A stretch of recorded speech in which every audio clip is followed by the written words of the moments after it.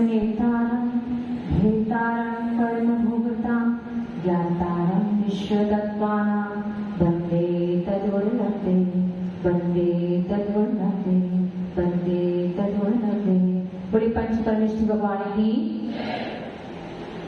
पंच परमेष्ठी भगवान की, परम पूज्य आचार्य श्री आदि सर्व महावीर की दिव्य सरस्वती सागरजी महाराज की, परम पूज्य अध्यात्म के वात्सल्य सम्राट दिव्य तपस्वी आचार्य भगवान सुंदर सागरजी महाराज की, तीन करोड़ करोड़ मुनिराजों की,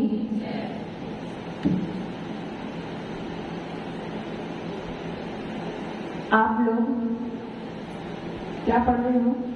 कर्म सिद्धांत।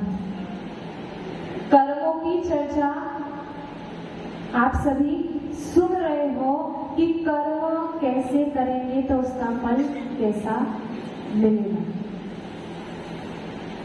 कर्म यानी क्रिया, सही है ना? कर्म यानी क्रिया। तो ऐसी 5 क्रियाएं मैं आपको बता रही हूँ, 5 रत्न ऐसे बता रही हूँ को आप उनको अपने जीवन में, पवन जी, उन 5 रत्नों को, उन 5 क्रियाओं को आप अगर अपने जीवन में उतार लोगे तो आपका जीवन सुख शांति वाला हो जाएगा। अब आप पूछोगे 5 ऐसी कौन सी क्रियाएं, 5 ऐसे कौन से कर्म जिससे मेरा जीवन सुखदायी हो जाए? तब ध्यान से सुनना। 5 क्रियाओं में सबसे पहली क्रिया है हाथी बांधना। क्या बोला? हाथी बांधना। क्या करना? घर पे जाके हाथी लाके बांध देना। दूसरी क्रिया मीठा भोजन करना। रोज क्या करना? मीठा भोजन करना, मीठी मीठी चीजें खा लेना। तीसरी क्रिया छाया में आना और छाया में जाना। अब आप लोग सोच रहे होंगे माता जी कौन सी शिक्षा हमें दे रही है? हाथी बांधना ये कौन सी क्रिया, ये कौन सी रत्न है, ये कौन सी बातें आप हमें बता रहे हो जिससे हमारा जीवन सुख शांति वाला हो जाए? चौथी क्रिया देकर मांगना नहीं। कुछ समझ आ रहा है नहीं आ रहा है? देकर मांगना नहीं। और 5वीं क्रिया है बांधकर छोड़ना। अब सब लोग सोच रहे हैं क्या शिक्षा मिल रही है? ऐसी शिक्षा अभी तक सुनी कभी किसी ने? वरुण जी आपने सुनी? राजेंद्र जी कहाँ गए? माइक संचालन करके गए? इधर गए थे, सामने आ जाओ। 5 रत्न है जीवन में। अगर हमने इन 5 रत्नों को जीवन में उतार लिया तो गारंटी से आप प्योर सम्यक दृष्टि हो जाओगे और सम्यक दृष्टि के साथ में आपका जीवन सुख और शांति वाला हो जाएगा। नरक गति में कितने दुख होते हैं? कितने दुख होते हैं? क्षेत्र जनित दुख, मानसिक दुख, शारीरिक दुख, सर्व प्रकार के, सारे प्रकार के दुख कहाँ है? नरक गति में है। लेकिन नरक गति में सम्यक दृष्टि जीव पहुंच जाता है तो वो उसे दुख महसूस नहीं होते, क्योंकि उसकी दृष्टि सम्यक दृष्टि हो गई है। वैसे ही जो 5 ये रत्न बताए हैं, पहला हाथी बांधना, सबको याद हो गया। पहला हाथी बांधना, दूसरा मीठा भोजन करना, तीसरा छाया में आना, छाया में जाना, चौथा देकर मांगना नहीं, और 5वां बांधकर छोड़ना नहीं। अब आप लोगों को क्या समझ में आ रहा है? ऐसा करना जारी रहता, ऐसा ही करना है। अब ये जो 5 चीजें हैं आपको दृष्टांत के द्वारा समझाते हैं। एक नगर में, यानी सागवाड़ा नगर में सेठ जी रहते हैं।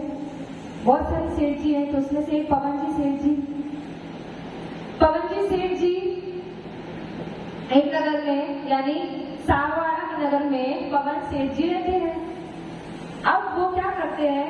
वो सोचते हैं हमारे बच्चों को शिक्षा मिले, तो वो हमेशा टोकते रहते हैं कि ऐसा करो, ऐसा करो, ऐसा करो, वैसा करो। तो उनका बेटा क्या कहता है कि खेलेंगे कूदेंगे बनेंगे खराब, पढ़ेंगे लिखेंगे बनेंगे खराब, खेलेंगे कूदेंगे बनेंगे नवाब। रोज पवन जी समझाते हैं कि बेटा मेरी शिक्षा ग्रहण कर लो, अच्छे संस्कार पड़ जाएंगे, जीवन में काम आएंगे, लेकिन वो एक नहीं मानता। तब जब अंत में, पवन जी नहीं है, जब अंत में उस सेठ जी के मरण समय निकट आ रहा था, तो वो सेठ जी कहते हैं बेटा मैंने जिंदगी भर तुम्हें समझाया लेकिन तुम्हें समझ में नहीं आया, लेकिन अब कम से कम अब मेरा अंतिम समय आ गया है, तब तो समझ लो। तो उन सेठ जी ने ये 5 शिक्षाएं अपने बेटे को सिखा दी, मतलब ये 5 शिक्षाएं उसने बता दी। अब उसने बता तो दी, अब वो कहे कि मैं वो जैसी उसने 5 शिक्षाएं बोली कि पहली हाथी बनना, मीठा भोजन करना, छाया में आना छाया में जाना, देकर मांगना नहीं और बांध कर छोड़ना नहीं। और वैसे ही सेठ जी के प्राण पखेरु हो गए, सेठ जी ऊपर चले गए। अब बेटा कहता है पिताजी मुझे अंतिम समय में ये शिक्षाएं लेके गए हैं तो मैं इसका पालन करूंगा। अब उसने क्या किया, पहली शिक्षा थी हाथी बनना, तो वो क्या किया उसने कि घर गया और एक हाथी ले आया। आप लोग यही समझ लो ना, हाथी यानी वो घर गया और हाथी ले आया। प्रेरणा जी हाथी ले आया और हाथी लाके घर में बांध दिया। अब हाथी का खर्चा कितना होता है, बहुत भारी खर्चा होता है। उसके बाद चलो नहीं कुछ भी हो, मेरे पिताजी कहेंगे मुझे पालन करना है। हाथी ले आया, हाथी लाके बांध दिया और उसका भारी खर्चा उसको उठाना पड़ा। दूसरी शिक्षा थी मीठा भोजन करना। अब मीठा भोजन से क्या समझ रहे हो, अच्छे नए पकवान बनवाना, मीठे मिष्ठान बनवाना और उसको खाना। तो उसने वो भी चालू कर दिया, मीठा भोजन, रोज मीठा भोजन करने लगा। अब जब रोज मीठा भोजन करेंगे तो क्या होगा, कैसी दशा होगी, पेट खराब हो जाएगी। अब तीसरी बात छाया में आना और छाया में जाना। आप लोग क्या करोगे, छाया में आना छाया में जाना क्या करोगे, राजन जी क्या करोगे, छाया में आना छाया में जाना तो क्या करोगे, मंदिर से घर तक, घर से दुकान तक क्या करोगे, ऊपर क्या करोगे, चंदवा लगवा देंगे। तो उसने भी ये किया कि दुकान से घर तक उसने क्या किया, चंदवा लगवा दिया। अब उस पिताजी उसको इतनी अच्छी शिक्षाएं दे गए, लेकिन उसने जीवन पर संस्कार ग्रहण नहीं किए, इसलिए वो सत्यता का रहस्य क्या समझ रहे हैं कि छाया में आना छाया में जाना, दुकान से घर तक चंदोवा लगवा दिया। और आप लोग क्या करते हैं, मुनिराज आते हैं उनके आहार के लिए चंदोवा, तो उसने तो अपने घर से दुकान तक चंदोवा लगवा दिया। अब चौथी शिक्षा क्या थी, देकर मांगना नहीं। तो अब जितने भी ग्राहक दुकान पे आते उसके जो वस्तु उसने दे दी तो दे दी, मांगी नहीं। अगर कोई ग्राहक उधारी ले गया तो उधारी में माल दे दिया, उसने मांगा नहीं कि भैया पैसे दे दो। अपन करते हैं ना, उगई करना चाहते हैं ना, लेकिन उसने क्या किया, मेरे पिताजी कह गए देकर मांगना नहीं, तो उसने जितना भी ग्राहक को सामान दिया वापस नहीं लिया। अब कितना घाटा होने लगा उसको, पूरी दुकान नुकसान में जाने लगी। अब 5वीं शिक्षा क्या थी, बांधकर छोड़ना नहीं। पवन जी क्या करोगे, बांधकर छोड़ना नहीं मतलब बांधकर छोड़ोगे, किसको बांधोगे, पवन जी ने क्या किया, बांधकर छोड़ना नहीं, इसका मतलब अपनी पत्नी की दोनों चोटियों को झाड़ी से बांधिए। किससे, अपनी पत्नी की दोनों चोटियों को झाड़ से बांध दिया। अब पत्नी तो चिल्ला रही है, क्या कर रहे हो, अगर नहीं मेरे पिताजी बोल रहे ये तो करना है काम, है ना प्रेरणा जी। पिताजी बोल गए अंत के समय में तो हमें सबकी बात माननी पड़ेगी, अगर नहीं मानेंगे तो क्या, कुछ घाटा, कुछ नुकसान, कुछ ना कुछ हो सकता है, भारी उपद्रव आ सकता है। तो बांधकर छोड़ना नहीं। अब पत्नी चिल्ला रही है, ये क्या कर रही है, रो रही है, मुझे छोड़ो, मुझे निकालो, नहीं मेरे पिताजी बोल गए। अब उधर से थोड़े ही समय बाद एक वृद्ध अनुभवी आई जो कि उस सेठ जी के मित्र थे। तो उसने पूछा, बेटा तुम ये क्या कर रहे हो, तो बोला तुम्हारे दोस्त मुझे बर्बाद कर गए, ये 5 शिक्षाएं मुझे दे गए जिससे मेरा जीवन बर्बाद हो गया। तो बोले वो वृद्ध कवि बोला कि नहीं, वो ऐसी शिक्षा तुम्हें नहीं दे सकते, वो बहुत ही अनुभवी थे, बहुत ही ज्ञानी थे। तो उन्होंने बोला कि पहली शिक्षा कौन सी दी थी? 5 शिक्षा। तो उसने बताई 5 शिक्षा ये दी थी। तो उसने कहा पहली शिक्षा यानी हाथी बांधना। हाथी बांधने का अर्थ है मुनि आरिका क्षुल्लक क्षुल्लिका जो है वो कभी भी निमंत्रण देके नहीं आते। अगर पवन जी आज बोले महाराज जी 6 दिन हो गए, आप हमारे एक बार ही आए हो, अब दूसरी बार आ जाओ, तो आएंगे क्या? नहीं। तो मुनिराज जो चतुर्विधि संघ होता है वो कभी भी निमंत्रण से नहीं आता है। इसलिए आप ब्रह्मचारी, व्रती, श्रावक, श्राविका अपने साधनी बंधुओं को हाथी बांधना यानी उनको निमंत्रण पहले से दे देना और उनको बांध देना कि आपको हमारे यहाँ कल भोजन करने आना है। इससे आपका अतिथि सत्कार व्रत पूरा होता है। इसका मतलब ये होता है अतिथि बांधना, हाथी बांधना। समझ में आया? अपन क्या अर्थ लगा रहे हैं? हाथी को लाके बांध देना। हाथी का खर्चा भारी होता है कि नहीं होता है? वैसे अभी चतुर्विधि संघ आपके नगर में आया है तो आप लोगों को भारी लग रहे हैं ना? हम लोग लग रहे हैं?